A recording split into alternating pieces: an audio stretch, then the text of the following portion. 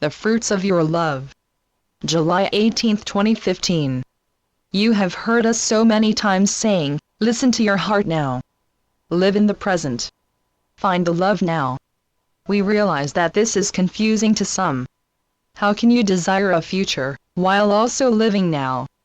The answer is not so difficult. If you feel in your heart right now, that there is something you want to create, then by all means, you are living now. You are loving a dream now. You are loving a solution now. The dream or solution may not be here yet in linear time, but you are loving it now. You are willing to work for it now. You are present to your own heart now. Say you want to go on a vacation. The thought arises in your heart now. In the present, you take great joy in working a little more, knowing that you are saving money for your vacation. You take joy in the preparations. Your anticipation of the future becomes part of your joy now. You choose to lovingly work outwardly now, to have what you want later. The thought of your future vacation fills your now with love and joy. However, suppose you find no joy whatsoever in working overtime, but you still want that vacation. Drop into your heart.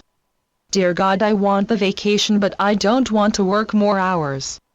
I guess I will have to grow, surrender, and deepen my faith in your ability to bring this to me. I will have to trust in right timing.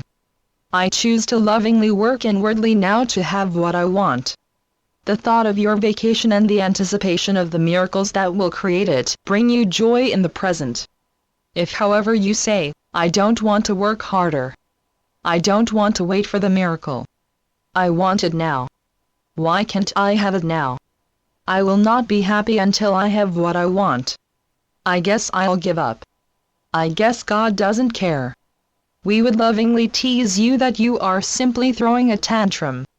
If you refuse to be happy until you have something external, then dear ones, you are simply in resistance to the point and purpose of your life on earth, and that is indeed a source of suffering. To suffer now for the sake of joy later makes no sense to us at all in the heavens. To work towards a greater goal with love is beautiful.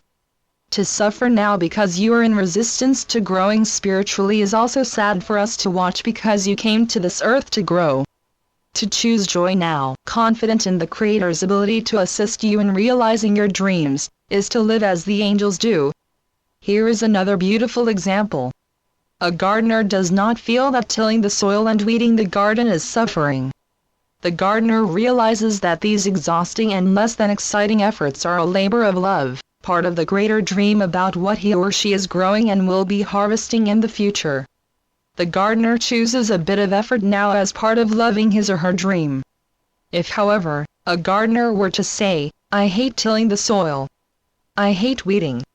I despise the effort it takes to grow a garden, then we would say, perhaps you do not love the garden enough to be a gardener. Take a step back and see what is true. Do you need rest before you can feel any enthusiasm as work at your garden?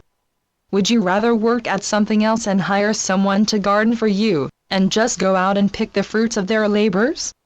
Would you rather admit that you don't want to garden at all and go to your local grocery store?